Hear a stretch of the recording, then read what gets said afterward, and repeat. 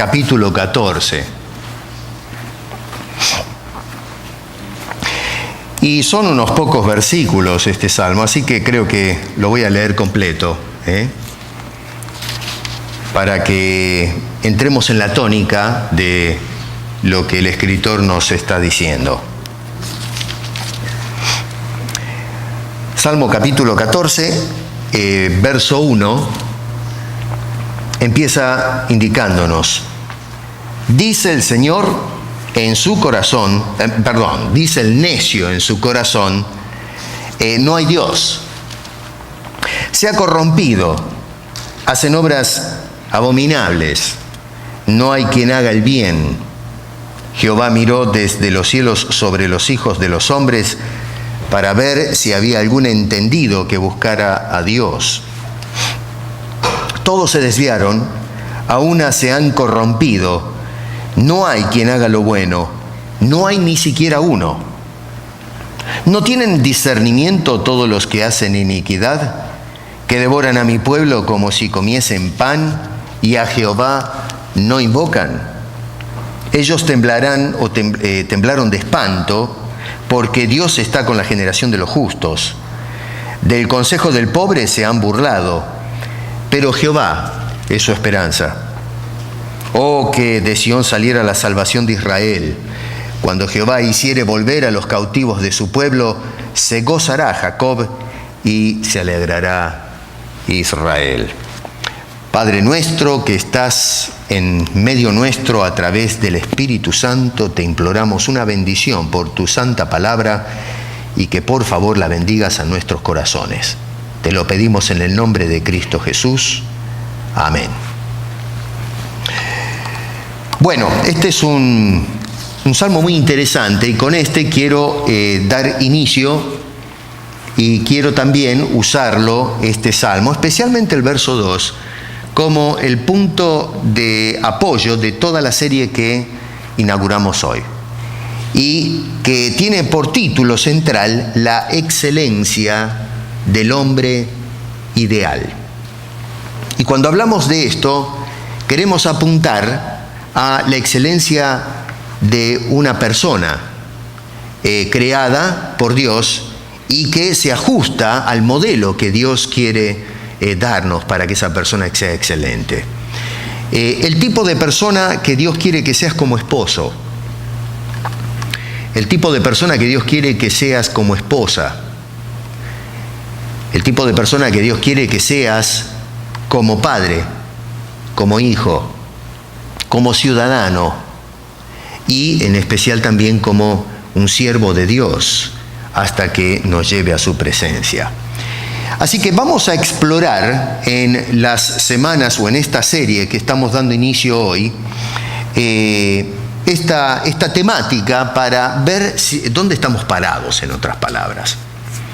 Y quiero llamarles la atención allí al versículo 2, donde dice: Jehová miró desde los cielos para ver si había algún entendido. Cuidado, importante palabra, lo que nos dice el salmista allí. Vuelvo a repetir: Jehová miró desde los cielos para ver si había algún entendido. Déjame tirarte esta pregunta. ¿Qué clase de hombre eres? Y cuando uso el término hombres, lo estoy haciendo en forma genérica. Me refiero a hombres y mujeres, ¿no es cierto? ¿Qué clase de mujer eres? ¿Qué clase de hijo eres? ¿Qué clase de padre eres? Y cuando Dios mira, en este caso desde el cielo, como nos dice David, ¿qué clase de hombre ve al contemplar la sociedad contemporánea? ¿Cuál es el hombre ideal? Y esto es importante porque a veces tenemos conceptos de lo que debería ser el hombre ideal, pero ¿encaja eso con el molde divino? Porque en definitiva es Dios el que nos hizo con una razón y propósito, y espera que esa criatura que Él ha formado tenga cierto criterio de conducta que se debe ajustar a la voluntad de ese que lo creó, no a criterios personales. El escritor británico Gilbert Keith Chesterton dijo estas palabras: Todo hombre es un idealista, solo que sucede con demasiada frecuencia que tiene un ideal equivocado. Y saben, me gustan mucho esas palabras, ¿eh? ¿Quieren que lo lea de nuevo? Otra vez. Todo hombre es un idealista, solo que sucede con demasiada frecuencia que tiene un ideal equivocado. Cuando se trata del ideal del hombre, no solo es equivocado con frecuencia, como dice este señor, sino que además está totalmente tergiversado. Nosotros hoy, los seres humanos, en este siglo XXI, estamos totalmente equivocados en cuanto a cuál es el hombre ideal en sociedad. Nos hemos formado ciertas ideas acerca de lo que debería ser el hombre y habiéndonos hecho ciertas ideas que muchas veces son inducidas por la opinión de filósofos, eticistas, científicos y en fin, una serie de gente que gobierna y maneja o encausa el pensamiento contemporáneo de una generación. Y entonces todos vamos siguiendo la corriente y vamos pensando que, en fin, para ser una buena persona tengo que portarme de cierta manera. Pero resulta que cuando vamos a las Escrituras y nos damos cuenta cuál es el estándar que Dios traza para una persona aprobada, y nos damos cuenta que no hacemos un gol ni por accidente, no la invocamos, estamos completamente equivocados. Voy a hacer un planteamiento que puede ser un poquito controversial, pero voy a tratar de darles quizás una manera arbitraria de describir al hombre raza, que es personal. Pueden estar o no de acuerdo con la forma en que planteo esto, pero más o menos va de esta manera. Yo creo que los hombres los podemos dividir en líneas generales, y vuelvo a repetir, esto es un poco arbitrario, un poco general, pero lo podemos dividir en 3 categorías. Categoría 1, el cavernícola. Es decir, este es el tipo de hombre postulado por la evolución científica, la gente que sabe. Se trata de un hombre natural, de un hombre primitivo, un hombre que se ha ido incorporando, o más bien se ha insertado en la mente de la sociedad de hoy, mediante un complejo de sistema de pensadores.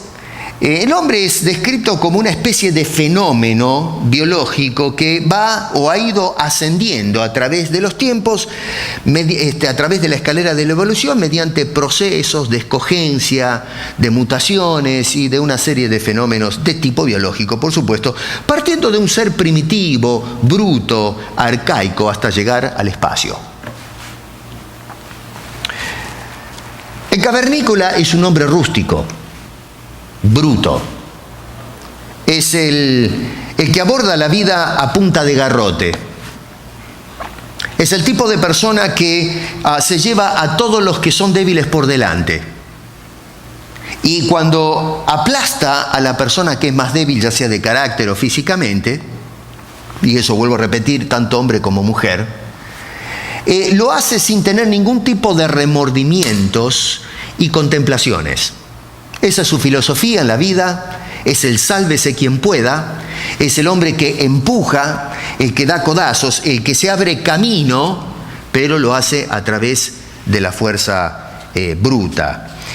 Y esto va a crear un poco de controversia, pienso yo, ¿no es cierto?, especialmente ahora que están bajando estos videos. Pero yo pienso que este es el superhombre que postuló Nietzsche. Nietzsche fue un pensador más que un filósofo, aunque algunos lo quieren presentar de esa manera, que vivió en la segunda mitad del siglo XIX. Y este hombre tenía sus ideas, contemplaba sus propios conceptos acerca del hombre. 5 siglos antes del nacimiento de Cristo vivió un filósofo llamado Sócrates. Para algunos de ustedes es un nombre familiar, para otros quizás no, ¿no es cierto? Fue, digamos, en sí, el maestro de Platón. Sócrates no escribió nada, Platón fue el que, digamos, perpetuó las ideas y postulados de este hombre. Y Sócrates creía en una vida tendiente a los valores y la virtud, más o menos. Lógicamente acá no vamos a hacer una disertación acerca del pensamiento de Sócrates. Y Nietzsche entonces consideraba que el valor exagerado metafísico de Sócrates era simplemente para los enfermos y los perdedores. Así que cuando Nietzsche contempla toda la filosofía de aquel pensador, dice, no, esto no es para el hombre. Y entonces va a atacar, por decirlo así, esa moral de rebaño que postulaba Sócrates. Y en un sentido también va a atacar el legado esclavista que presentaba el cristianismo de aquel entonces. Es un cristianismo institucionalizado, el cristianismo del medievo, que muchas veces rayaba la superstición más que la fe bíblica, y que en un sentido acusaba a ese cristianismo de haber tornado al hombre en un ser minusválido, un hombre que es incapaz de decidir por sí solo, un hombre que no puede abrirse camino en la vida. De ahí nace entonces el ideal de Nietzsche, tratando de abrir un nuevo camino que revirtiese esa moral perniciosa que se había implantado en la mentalidad del hombre de la época y mostrarse una nueva idea sobre el hombre. A mi juicio, Nietzsche sacó al hombre de adentro de esa caverna. Y ciertamente ofrece entonces un hombre fuerte, un hombre renovado, un hombre audaz, que se abre camino, por supuesto, pero es un hombre que no dejó el garrote en la cueva, no lo dejó tirado en el suelo. El hombre de Nietzsche es el mismo hombre que vivía en la caverna y que hoy en la sociedad posmoderna construye sus propias cavernas, los edificios y la sociedad urbana, pero todavía con el garrote en la mano. Y es por eso que vemos a un hombre que va atropellando a todo el mundo. Personas que son matones en la sociedad, brutos, una mentalidad arcaica. Ese es el cavernícola al cual me estoy refiriendo. Hay un segundo tipo de hombre en mi concepción de las cosas, y es el hombre edénico. Y este es el prototipo de hombre que nos presenta la antropología de Pablo. Es el descendiente del primer Adán, que aparece en Romanos capítulo 5. Yo los invito después que lean Romanos, y especialmente en este tema, fíjense en el capítulo 5 cuando se habla de este tema. Y el apóstol nos dice lo siguiente respecto de este hombre. Dice, así que, estamos en el capítulo 5, así que como por la transgresión de uno vino la condenación a todos los hombres, de la misma manera por la justicia de uno, es decir, de Cristo, vino a todos los hombres la justificación de la vida. Dejemos de lado la segunda parte por ahora. Pero noten en la primera parte como implícitamente está diciendo que los hombres han transgredido y viven en transgresión por causa de su progenitor, que es el primer Adán. Es decir, que lo que vemos en Adán pasa genéricamente al resto del hombre raza, el hombre común. Este es el hombre del mundo. No es más el hombre del Edén. Este es un hombre diferente. Porque el hombre de Edén vivía en una perfecta armonía y balance en sus relaciones. Primero vivía en una perfecta armonía consigo mismo, desde el punto de vista psíquico, desde el punto de vista espiritual. No había conflictos. Vivía en una perfecta armonía con su Creador. Vivía en perfecta armonía con su esposa, la mujer que Dios le dio. No solamente eso, pero vivía en perfecta armonía o balance con el ecosistema. Realmente este hombre trabajaba y la tierra producía bien.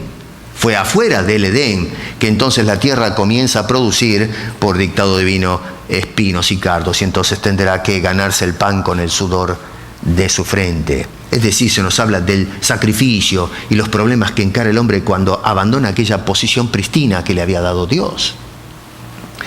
Por supuesto, es un hombre que, debido a la preparación que tenía, va a funcionar eventualmente en armonía con la sociedad. Porque recuerden que en el libro del Génesis se nos dice que fue creado y se le dijo multiplíquense y sojuzguen la tierra.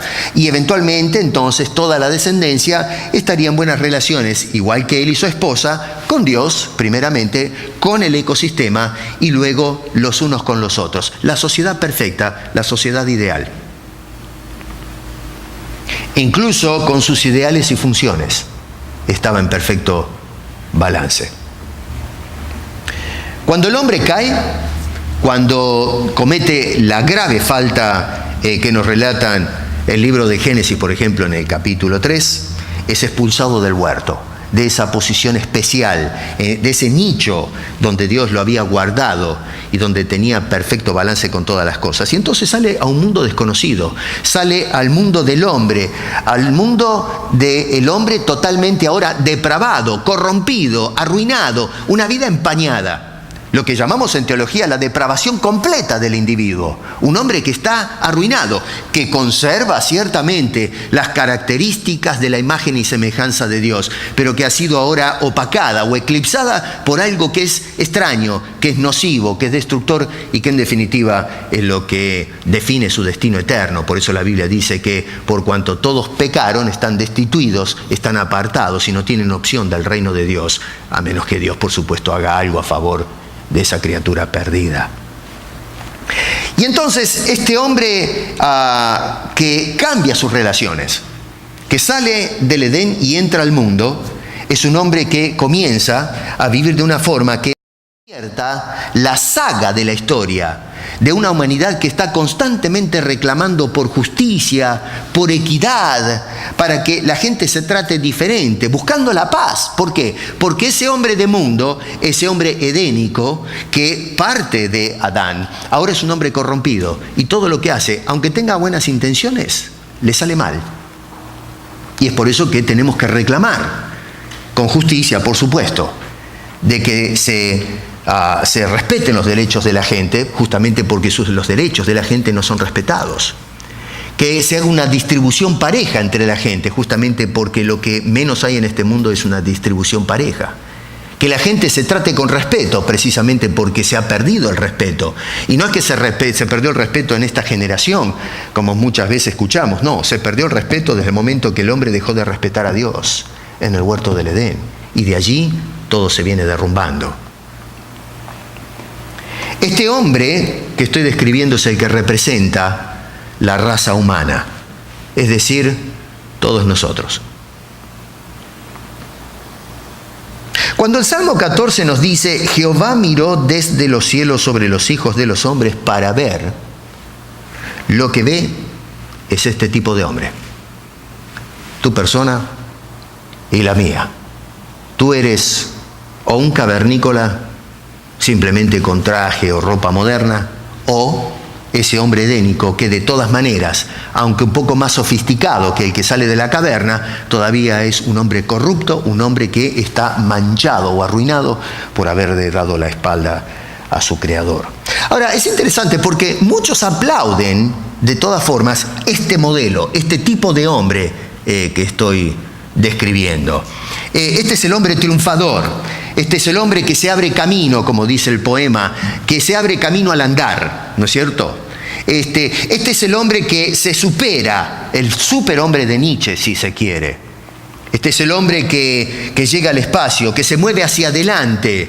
Es un hombre que abre nuevos derroteros, pero a ese hombre le damos el aplauso hasta que viene uno con el garrote y nos lo parte en la cabeza. Uno que se siente que es superior a nosotros y entonces ¡pah!, nos pasa por encima y nos deja tirado al costado del camino. Y entonces sí, ya dejamos de aplaudir a ese superhombre. Y lo que hacemos ahora es despotricar contra él. Y gritamos, justicia.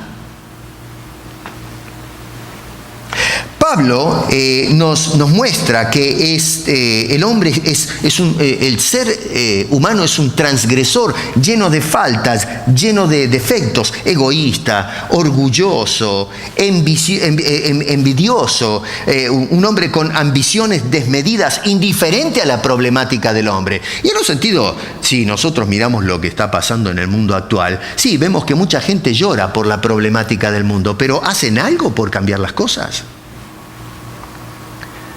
Hay mucha gente que levanta la voz en indignación cuando ven la pobreza en el mundo, pero ¿realmente se arremangan y hacen algo por el que está tirado al lado del camino? Nuestros políticos que se suben en las plataformas electorales y hacen tantas promesas, ¿se arremangan y se bajan de los podios para ayudar a la gente que votó por ellos? ¿Les importa el pueblo? ¿Les importa la problemática del hombre de hoy? Y ni hablar de los religiosos, por cierto. Hemos hablado de esto en la escuela dominical, cómo se abusa del ministerio, y podemos hacer extensivo esto en todas las áreas de la vida, en el área comercial y demás. Hoy vivimos en la explotación, en un hombre que tiene la capacidad o la facultad de amar, pero al mismo tiempo la capacidad de odiar intensamente y sin ningún tipo de remordimientos. Cuando el hombre le dio la espalda a Dios, y cuando continúa en la actualidad haciendo exactamente lo mismo, y opta por conceptos alternativos, lo que hace es que relativiza los criterios de lo que debe ser el hombre ideal o la mujer ideal. Y comenzamos entonces a concebir nuestros propios criterios de ese hombre ideal. Es decir, nos hacemos una idea totalmente desfigurada de lo que es la masculinidad o la feminidad. Hoy el hombre masculino es el hombre que tiene unos músculos que no se puede meter una camisa. La mujer es una que está completamente gastada, usada por el comercio, delgada que parece un palo de escoba. Son las que ganan mucho dinero en las pasarelas o sacándose fotos. Aplaudimos ese tipo de mentalidad. Y la verdad es crítico esto, porque va arrastrando a nuestros hijos a conceptos equivocados de lo que es el ideal del hombre o de la mujer. Hoy se toman como modelos, por ejemplo, a hombres y a mujeres cuyas vidas están caracterizadas por la inmoralidad y el libertinaje. ¿Cuáles son los modelos de hoy? La gente de cine, el Hollywood. Hoy tenemos a nuestros modelos, a los deportistas, que claro, cuando están fuera del ámbito del campo de juego, viven vidas en borracheras, en adulterio y en una cantidad de cosas, y emulamos a ese tipo de hombre. Ese es el héroe para nosotros. Emulamos al cantante de música, el hombre de rock, el hombre que va en un micro por la ruta consumiendo estupefacientes y está estúpido todo el viaje, y está detrás arrastrando mujerzuelas por allí en el camino, y las mujeres entregándose a esa vida de libertinaje, sin criterios sanos, arruinándose y siendo arruinada y siendo usada. Y aplaudimos ese tipo de cosas, anulamos ese tipo de cosas. Yo quiero ser el hombre de la campera, yo quiero ser el hombre de las cadenas, yo quiero ser el hombre de pelo largo que arrastra multitudes. Ese es nuestro modelo en la actualidad. Y si no lo podemos alcanzar, lo envidiamos. Quisiera ser como él. Quisiera tener la fama de ese individuo. Lo mismo sucede en el campo de la política, lo mismo sucede en el campo empresarial. Películas que están saliendo ahora acerca de los lobos de Wall Street, que utilizan la estafa, la mentira y el fraude para hacerse multimillonarios. Hermano, el hombre ha perdido su identidad, nos cueste o no aceptar esta realidad. Y perdió la identidad desde el mismo momento en que le dio la espalda a Dios. Y sigue totalmente desorientado en cuál es su identidad, por no pegar la vuelta y mirar el rostro de Dios a través de Cristo Jesús. No sabe quién es. El hombre de hoy no sabe por qué existe realmente. No sabe ni por casualidad cuál es su verdadero rol como en esta existencia. Y me refiero al rol como siervo de Dios en la creación. No tenemos claro cuál es nuestro rol como esposo. No sabemos cuál es nuestro rol como esposa. Porque si tuviésemos claro cuáles son nuestros roles como esposos y esposas, nos trataríamos diferentes. No habría divorcios en la forma masiva en lo que los hay hoy. Los maridos no insultarían a sus mujeres porque le hizo el plato de comida más caliente o más frío. La mujer no le faltaría el respeto a su esposo, como suele suceder en la actualidad. No tenemos la menor idea cómo se desempeña el papel de padres. Porque la verdad es que si hoy día pensamos que ser padre es tirar a un chico delante de un televisor y que se entretenga todo el día con un Atari o con un... Bueno, Atari no existe más, pero estos Nintendos y cosas por el estilo, bueno, mi querido, creo que nuestro compás, nuestro sentido de orientación en cómo ser padres deja muchísimo que desear. Y no tenemos que culpar a nadie por cómo está la sociedad, porque los culpables somos nosotros en casa. Nosotros le echamos la culpa a los políticos, a los ingenieros sociales, pero el problema empieza en las cuatro paredes donde nosotros hacemos venir a nuestros hijos. Si nuestro hijo dice malas palabras, es porque nosotros decimos malas palabras. Si nuestros hijos actúan en una forma delincuente, es porque no hubo frenos, no hubo criterios claros.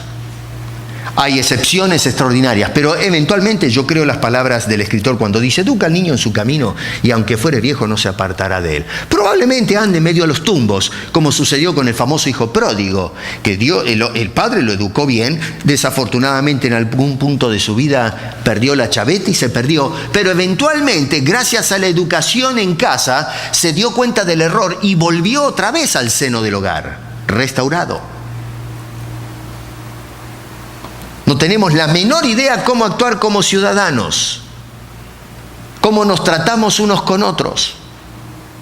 Es lamentable lo que está sucediendo en este mundo. Hablamos de paz, pero vivimos con el dedo en el gatillo. Hablamos de relaciones armoniosas, pero nos matamos unos a otros. El ideal de hombre que nosotros tenemos nos parece un ideal derecho. Nuestros criterios parecen rectos, pero en realidad son criterios zigzagueantes. Y bien dijo el escritor de Proverbios: hay camino que al hombre le parece derecho, pero su fin es un camino de muerte. No sabemos ser padres, no sabemos ser hijos, no sabemos ser ciudadanos, ni siquiera sabemos ser una criatura de Dios. Este salmo es un tremendo lamento, que si bien es cierto lo escribe, según nos dicen, David, que aparece repetida con unas pequeñas variantes en el capítulo 53, este salmo. En realidad, el autor del salmo es la inspiración, es Dios mismo. Y tenemos un lamento que parte del corazón de aquel que observa la naturaleza del ser humano. Y digo esto porque Dios ve y no encuentra al hombre ideal que quisiera encontrar cuando baja la vista.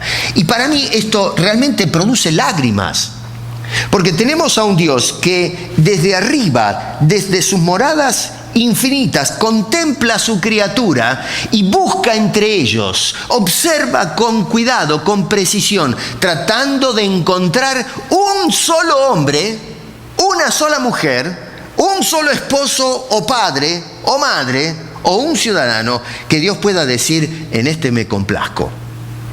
Y no hay ni siquiera uno. Ni siquiera uno. La criatura que Él formó del polvo de la tierra. ¿Qué encuentra Dios cuando mira? Primero, un necio. Dice el versículo 1. En este caso, cuidado, cuando se habla del necio allí, no se refiere al ateo dogmático de nuestro tiempo. Ese concepto era extraño en los tiempos de David, ¿no es cierto? Este es el hombre que dice: no hay Dios. Pero cuando este es el hombre que dice no hay Dios, que no usa bien su cabeza, lo dice porque está describiendo a aquel hombre que, que piensa equivocadamente, que Dios nunca lo puede ver en lo que está haciendo, que actúa de una manera, pero total, Dios debe estar ocupado, y entonces actúa sin pensar en las consecuencias de sus acciones. Casi lo hace en una forma impulsiva, aunque por cierto hay la responsabilidad volitiva de la persona, es decir, nosotros actuamos mal porque escogemos actuar mal. Y por supuesto nuestra propia naturaleza que nos empuja vehementemente a actuar mal porque ya está en nuestra naturaleza innata. Eso es lo que llamamos la naturaleza caída, corrompida del hombre. Estamos mirando a mi nietita, que adoro con toda mi alma realmente. Y empezó ahora a hacer cosas que nosotros no le enseñamos. Y de repente cuando está encaprichada y no quiere que la molesten, tira el manotazo y quiere rajuñar. Y vamos a mirar muchas cosas más. Cuando la pesque comiéndose una galletita sin permiso le diga, ¿te comiste la galletita? Es probable que diga, no, ¿quién? Yo no. Y trate de mentir o esconder la falla. No le vamos a enseñar a mentir. Ya sabe mentir por naturaleza, solamente ya está en ella el asunto. Eventualmente va a ejercitar lo que está en ella. Tenemos que enseñarle para que camine derecha. Si nosotros la dejamos así, y nos va a salir torcida. Y lo mismo sucede con todos nosotros. Algo en nosotros está fallado. Ahí vemos la inocencia de esa criatura, pero vemos también la maldad que traemos todos de nacimiento. Es algo que eventualmente vamos a manifestar. Quizás no lo hacemos al principio porque todavía no tenemos uso de razón, pero eventualmente lo haremos cuando crecemos. Este hombre no busca a Dios, no le interesa a Dios. No es un hombre que trata de buscar al Padre Celestial para que lo encamine al ideal de hombre o mujer. No necesita a Dios. Yo tengo mis propios criterios. Y se lanza entonces en sus prerrogativas. Desprecia a Dios, no le importa. Es un hombre depravado, nos dice el versículo 2. Observen, dice, se han corrompido, hacen obras abominables, no hay quien haga el bien. Ese es el tipo de persona que ve Dios cuando desciende la vista para observarlos. Hay dos frases que de alguna manera nos tratan el perfil de este hombre. Una es un hombre que obra abominablemente. Y dos, es un hombre que no hace el bien. Y saben, lo que me llama la atención en todo esto y lo que es lamentable es el carácter extensivo de este defecto, porque dice, no hay quien. O sea que no se puede encontrar en la multitud de gente, no hay uno. Y esto se enfatiza otra vez en el verso 3 cuando dice, todos. Y otra vez dice, no hay quien. Pablo va a usar este argumento en Romanos capítulo 3, verso 10 en adelante, diciendo, no hay, este salmo, no hay ni uno justo, ni uno.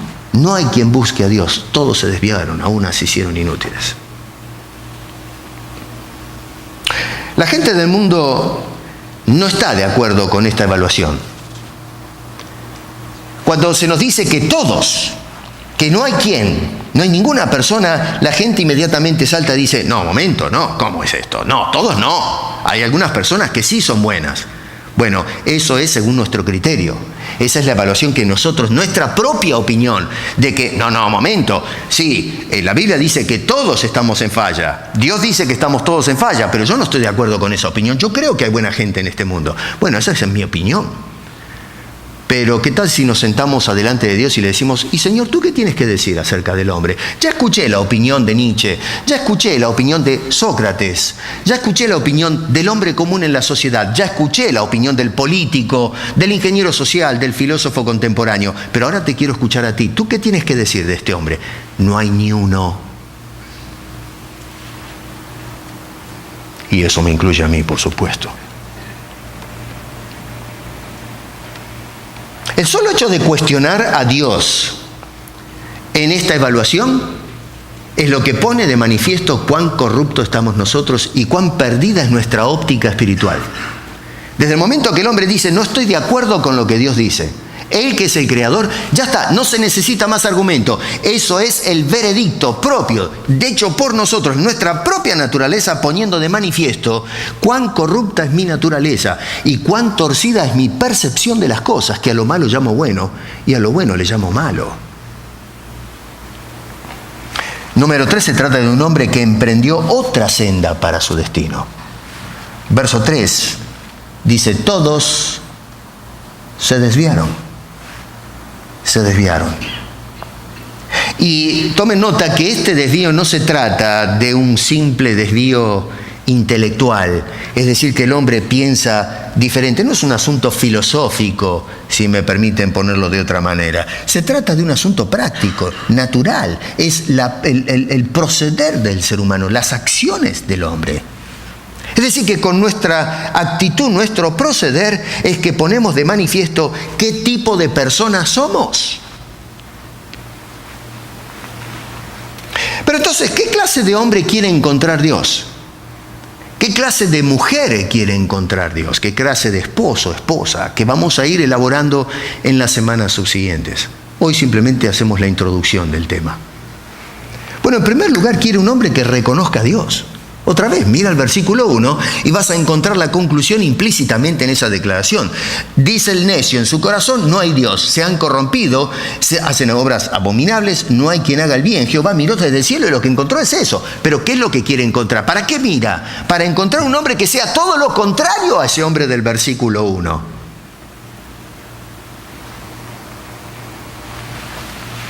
Miró para ver, dice el versículo 2, un hombre, alguien, alguno por allí, entendido. Eso es lo que Dios quiere encontrar. Y lo que encuentra son necios. Todos necios. Hombres que dicen no hay Dios. En otras palabras, personas que viven como si Dios no existiera.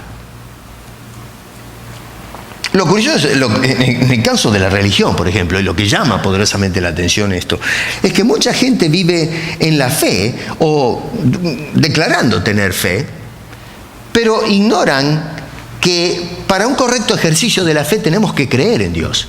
No se trata solamente de creer que Dios existe, por supuesto, sino que Dios es el Señor de la existencia. En Hebreos, por ejemplo, capítulo 11 dice, sin fe es imposible agradar a Dios. Porque es necesario, agrega, atención, que el que se acerca a Dios crea que le hay. Así que el necio, aunque practique algún tipo de espiritualidad, realmente es un necio por el hecho de que pretende tener algún tipo de fe. Puede ser fe en, no sé, en el hombre, puede tener fe en sus ideales, puede tener fe en otros mundos, puede tener fe no sé en qué cosa, pero el hombre, en realidad, si no cree en ese Dios, en el único Dios, su fe no vale un comino, no sirve para nada. Yo puedo creer que, qué sé yo, que los cerdos vuelan, pero de ahí a que eso se acerque o se ajuste a la realidad es una cosa completamente diferente. Verso 2. Dios quiere o busca hombres que hagan el bien. Y cuidado con eso, hombres y mujeres que hagan el bien. Y digo cuidado porque tenemos que tener claro qué quiere decir hacer el bien. ¿Tenemos claro qué significa hacer el bien? Porque debido a que tenemos un ideal de un hombre distinto al creado por Dios, lo que hacemos entonces es reajustar el concepto del bien, de ajustarlo para que se encaje a nuestros moldes. Tenemos un ideal incorrecto de lo que es el bien y el mal. Por ejemplo, en la actualidad hay personas que dicen que es justificable mentir. En mi país, no sé si se usa en otros países de Latinoamérica, pero se creen en las mentiras blancas. No sé si escucharon ese término. Yo todavía no lo puedo entender eso. ¿Cómo una mentira puede ser blanca? Todas las mentiras son negras, es una mentira. Bueno, pero es una mentira blanca porque se miente para no dañar a la otra persona. Mira, discúlpame, si no quieres dañar a la persona, cierra el pico, no digas nada, pero no mientas, porque si mentiste es una mentira y se terminó el partido. Pero no, el hombre de hoy es tan vivo que entonces racionaliza, no razona. Lo que hace es manipular la razón para salirse con la suya. Y entonces lo que hacemos es justificar que en algunos casos es productivo decir una mentira. Quitar la vida a otra persona es justificable. Además está decir que la cantidad de abortos que se están haciendo en el mundo contemporáneo es alarmante. Y muchos hoy día salen en la televisión, periodistas y abanderados de esta nueva causa de libertad, de decisiones, y nos quieren vender la idea que una criatura en el vientre de su madre no es criatura todavía. O sea que otra vez, lo que hacemos es evaluar la vida de un ser biológico en términos filosóficos. hacemos todas las cosas al revés.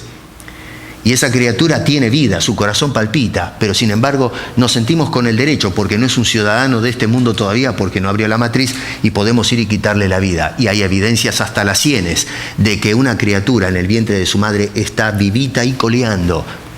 Parece mentira que nos enloquecemos más cuando vemos por televisión, cuando los pescadores abren los vientres de las ballenas y caen de dentro de ese vientre los ballenatos vivos y están coleando, y empiezan a salir las manifestaciones en protestas porque acaban de quitarle la vida a una criatura, a un ballenato, un animal mamífero del océano. Pero nadie se indigna cuando vemos criaturas perder la vida por decisión del ser humano. Pero este es mi cuerpo. Y yo hago lo que a mí se me da la gana con mi cuerpo. ¿Y qué hace la sociedad? Aplaude. Ese es el ideal de la mujer o el hombre contemporáneo. Eso es lo que está bien. Jugar con los sentimientos de otros. Cuando en las generaciones pasadas nos decían los padres, salí con todas las chicas del barrio. Cuando hoy día los padres le dicen a las chicas, no te cases, salí, tené un novio en cada esquina. Y cuando la persona hace eso, nos levantamos y hacemos un aplauso. Qué vivo que es, qué piola, la persona. Piola. Se divirtió, la pasó bien, y dejamos una secuela de hogares arruinados, de corazones partidos, chicas llorando, muchachos descorazonados. ¿Cómo te puedes sentir orgulloso de semejante cosa? Quizás cuando no éramos creyentes pensábamos así, pero ahora somos hijos de Dios y tenemos que cambiar la temática. Aplaudir ese tipo de cosas, mi querido, no está bien. Así que bueno, la gente dice que no tiene nada de malo estas cosas. Total. Bueno, pero si Dios dice que ese proceder es abominable, mi querido amigo y amiga, hermano y hermana, ese proceder es abominable y punto final. Ahora, si lo queremos aceptar o no, ya eso es criterio nuestro, pero eso es lo que ve Dios cuando mira a este mundo impenitente.